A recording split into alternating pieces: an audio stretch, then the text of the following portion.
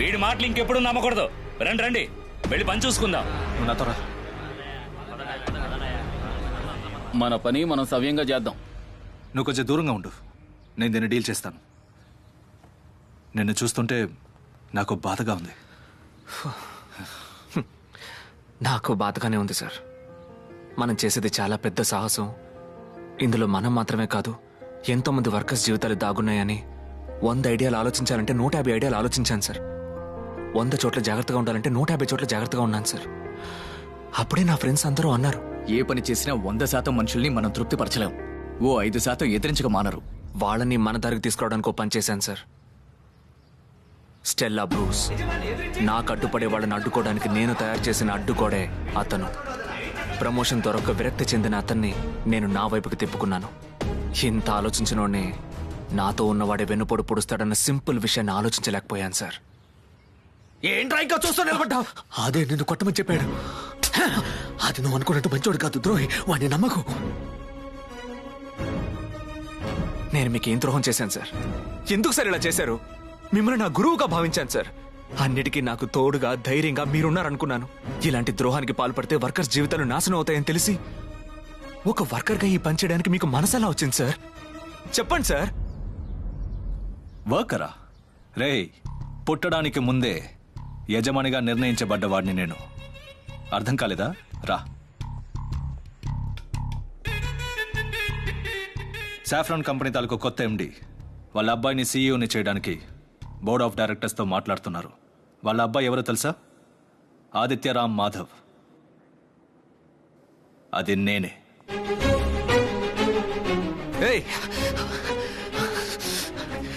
యజమానంటే ఎంతకైనా తెగిస్తావా? నన్ను ఎలాగైనా వాడుకుంటావా? నేను చెప్పిన దాంట్లో అర్థం ఉందని నీకు ఇంకా అర్థం కాలేదా? ఇలా చూడు, నువ్వు తప్పుడు లోకంలో బతుకుతూ తప్పుగానే ఆలోచిస్తున్నావు. ఇక్కడ ఒకడు ఆశపడేవన్నీ వాడికి దొరకాలి. దాన్నిచ్చేవాడే కార్పొరేట్. ఆ దిశగా వెళ్లేదే ఎదుగుదల. ఆ ఎదుగుదలలో ఏవైనా జరగచ్చు. దాన్నే నువ్వు విషం అంటున్నావు. ఇప్పుడు నువ్వు చేసేవన్నీ ఎదుగుదల కోసం అంటావా? ఆ మాటకొస్తే వాళ్ళు తయారు చేసే ఆహారాన్ని తినే యజమానులు ఎంతమంది ఉన్నారు? ఎంతమంది వాళ్ళు తయారు చేసే ప్రోడక్ట్లు వాడుతున్నారు? మీకంతా శ్వాసించడానికి స్విస్, తినడానికి ఆర్గానిక్ ఫుడ్, యూజ్ చేయడానికి ఇంపార్టెంట్ ప్రోడక్ట్స్. కానీ మీ ఎదుగుదల కోసం మేము విషయాన్ని తినాలి కదూ? ఏమన్నా ఒక యజమాని కోరుకునేవని దక్కాలన్నావు కదా? ముందు మా అత్యవసరాలు మాకు కొంచెమైనా దక్కనివ్వు. దానికోసమే మేము పోరాడుతున్నాం. బాగా వినో, నువ్వెంత పెద్ద యజమానమైనా నేను పట్టించుకోను. ఎక్కి తొక్కేసి పోతూ ఉంటాను. నువ్వు మారవురా. ఇప్పుడు చెప్తున్నాను విను. ఏ మే 1వ తారీఖు నువ్వు వర్కర్స్ పవర్ చూపిస్తానన్నావో అదే మే 1వ తారీఖు నేను యజమాని పవర్ ఏంటో చూపిస్తాను. ఒప్పుకుంటాను, వర్కర్స్కి యజమాని మీద ఉన్న విశ్వాసాన్ని నువ్వు కూల్చి చూపించావు. ఆ విశ్వాసం నాకు మళ్ళీ దక్కాలంటే నేను సాధారణ యజమానిగా వస్తే సరిపోదు. ఒక రక్షకుడిలా, కాపాడేవాడిలా రావాలి. వాళ్ళకి నేను దేవుడిలా కనిపించాలి. అందరినీ మీరే యజమాని అవ్వాలని బతిమాలేలా చేస్తాను. ఇంకాసేపట్లో నీ నోటితో నువ్వే నన్ను యజమానని చెప్పేలా చేస్తాను. దానికిప్పుడు నేను వర్కర్స్కి సమస్యను సృష్టిస్తాను. ఆ సమస్యలోంచి నేనే వాళ్ళని కాపాడతాను. నువ్వు మధ్యలో దూరి హీరోయిజం చూపించాలనుకుంటే సమస్యను మాత్రమే సృష్టిస్తాను, కాపాడను. నీకు వర్కర్స్ ప్రాణాలు ముఖ్యమా, నీ పోరాటం ముఖ్యమా అని నువ్వే నిర్ణయించుకో. ఇదిగో ఇదే మొదటి సమస్య. రా. వీళ్ళు ఫుడ్ ఇన్స్పెక్షన్ స్క్వాడ్. మీరందరూ కలిసి 2 రోజులు తయారు చేశారు కదా విషం లేని ఆహారం. దాంతో కలిపి ఈ రోజు తయారు చేసిన ప్రోడక్ట్స్ని టెస్ట్కి తీసుకెళ్తారు.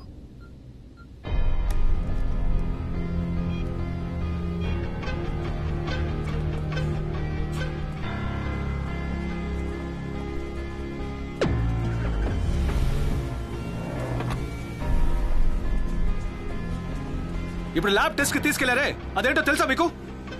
మనం 2 రోజులు తయారు చేసిన మంచి ప్రోడక్ట్సే కంపెనీ ప్రోడక్ట్స్ అని, ఈ రోజు మన పాత స్టైల్లో చేసిన ప్రోడక్ట్స్ ని ఎండీకి ఎదురుగా తయారు చేసిన కల్తీ ప్రోడక్ట్స్ ని ప్రూవ్ చేసి మన మీద క్రిమినల్ కేసు పెట్టబోతున్నారు. అదే వాళ్ళ ప్లాన్. పాపం జ్ఞానం, వీడికి ఇదంతా తెలీదు. నేను చెప్పాను కదా వీడు మంచోడని. జ్ఞానం, నేను దీన్ని ఊరికే వదిలిపెట్టను. నీ కళని నేను నిజం చేసి చూపిస్తాను. అన్నా ఇప్పుడు ఏం చేద్దామన్నా? ఉండు, అది చూసుకుంటారని చెప్పారుగా.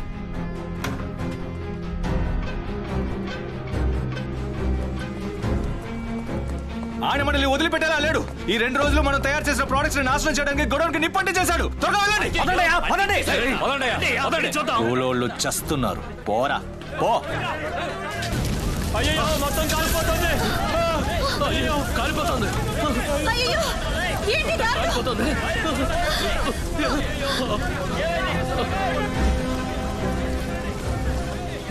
మేము ఇన్నాళ్ళు సంపాదించిన విశ్వాసాన్ని నువ్వు కూల్చేశావు. నువ్వు 2 రోజులు తయారు చేసిన వాటిని నేను కాల్చేశాను. వెళ్ళి కాపాడరా.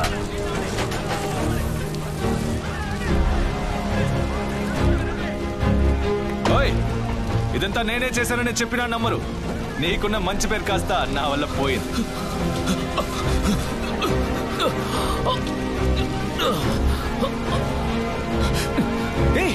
తొందరేంటి, నిదానంగా వెళ్ళొచ్చు. ఇంత చేసిన దానికి ఒక ప్రాణమైనా పోవాలి కదా.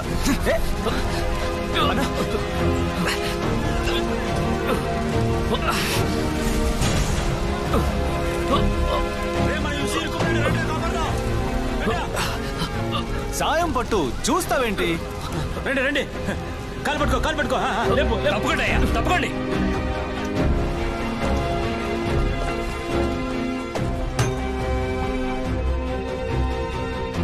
ఏమను?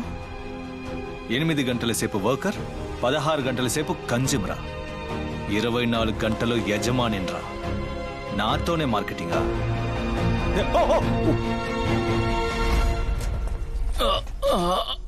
సార్ ఆది సార్ తలకా దెబ్బ లేదు, ఏం లేదు. ఏమైంది సార్? పర్లేదు, ఏం కాలేదు. ఆ ఎండి ఏం చేయడానికైనా తెగిస్తాడు. వాడిని వదిలిపెట్టకూడదు. వాడి గురించి తెలిసే వాడితో మాట్లాడేటప్పుడు ఈ వీడియో రికార్డ్ చేశాను. ల్యాబ్ రిజల్ట్స్ రానివ్వండి. మిమ్మల్ని అందరినీ క్రిమినల్ కేసులో బొక్కలో తోస్తాను. మీరు 2 రోజులు తయారు చేసిన ప్రొడక్ట్స్ ని గొడవతో పాటు కాల్చేస్తాను. ఇకపై ఎప్పుడు యజమానికి వ్యతిరేకంగా ఈ ఎవిడెన్స్ చాలు ఎండిని అరెస్ట్ చేయించడానికి. అలాగని ఇంత పెద్ద తప్పు చేసినోడిని వదిలేస్తావా? అవును, వినోద్ చెప్పింది కరెక్టే. సార్ మీరు పోలీసులు ఫోన్ చేయండి సార్. చేయండి సార్. Hello sir. సార్, ఆది ఫ్రమ్ సాఫ్రాన్ ఫుడ్ ప్రొడక్ట్స్. మీరు మా ఫ్యాక్టరీకి ఇమీడియట్ గా రాగలరా? ఇంకో 10 మినిట్స్ లో మా నాన్నని అరెస్ట్ చేయడానికి పోలీసులు వస్తారు. 20 మినిట్స్ లో బెయిల్ రెడీ అవుతుంది.